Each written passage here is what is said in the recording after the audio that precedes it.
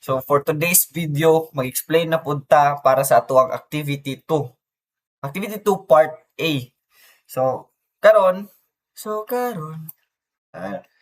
dere una natong gibuhat is nag-import numpy ta as NP, then import math as M, then import MP math as MP. Kay magamit ta ni siya karon nga module. So for the part 1 is nag-set tag module kaning mp.mp.dps is equal to 50. Ang kani siya, ang MP is a module, then ang mp.mp is it is a global context, then ang kaning .dps means decimal places. So ang kani siya, atong decimal places, ang pasabot ani niya, ang total, nag-set ta og taman sa ika-50 nga decimal places. Dapat ang precision, ang ika-50 nga digit sa ato ang decimal places, like kining precise siya para sa ato ang true reference value. Then, after that, nag-set tag variable nga A, B, C into 1 for A, then 3,000 for B, then 1 for C.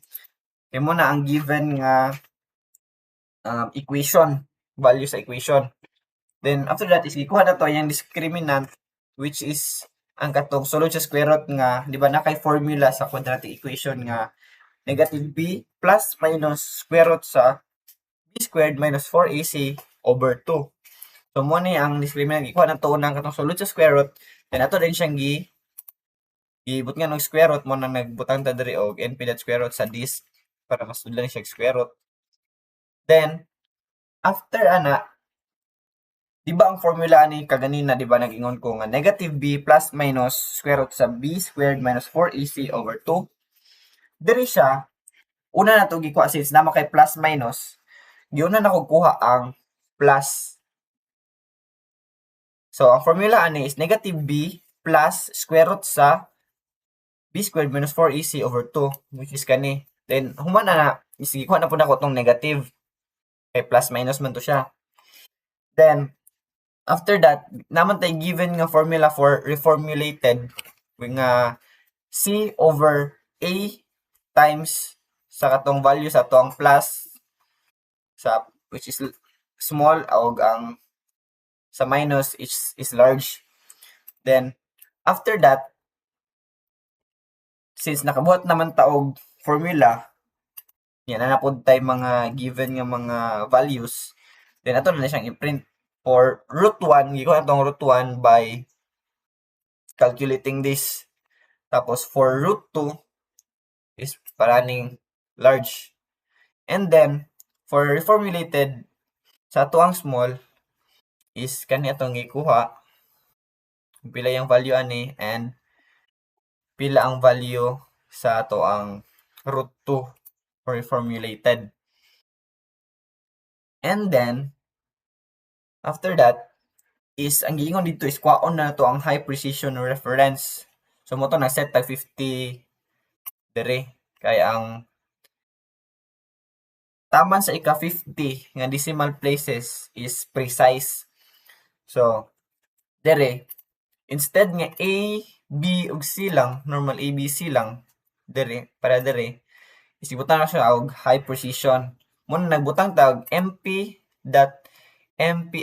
Ang meaning aning MPF is ang ako ang di ba sa Python nga kuan is tama na siya sa ika-17. Since nag-set man ta diri ika-50, so dapat ang decimal places ani nga ika-50 taman is precise.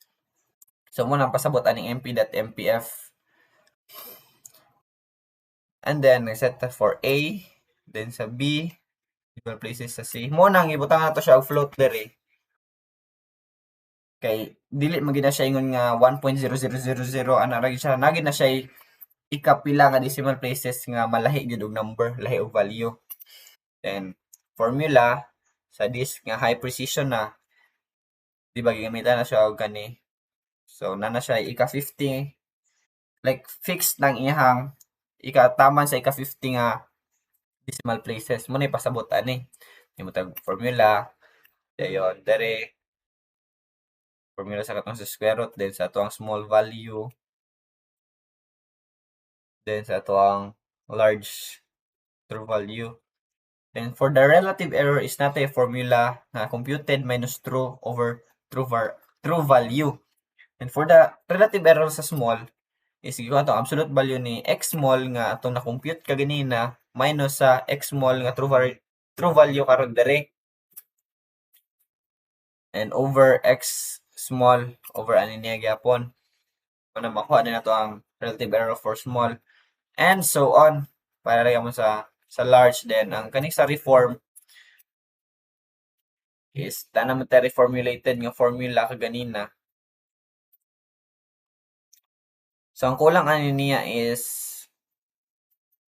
sa ato ang x small reformulated, di ba? Wala man tayo reformulated dere. I know, not tayo x small reformulated, which is kani. Muna itong computed value sa reform minus sa atong small true value kani over sa ato ang small true value nga ani. Then after that, imo man naman tagbuhat og mga equations nato is ato na siyang i-print as usual. So for x small nga standard formula, then ang iyang relative error which is kani, ikuha na tong relative error sa tong x small. Gibutangan na to na siya float dere kay ang kani siya nga variable kay pwede siya ma-convert into float. Muna pasabot ani nabutan tag float dere kay ang kani siya, ang value ani niya is float. Mo nang nagbutang tag float dere kay ma-convert man nimo ni nga variable into float. And then so on and so forth then kani for the relative error sa large, then ang sa reformulated relative error for small. So muna siya, then ang output din ani is inani.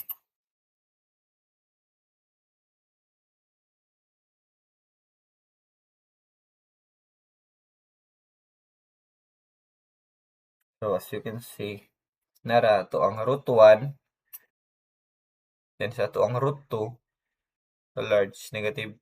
Then sa reformulated niya is pareha sila di ba sa root 1 ug root 1 formulated.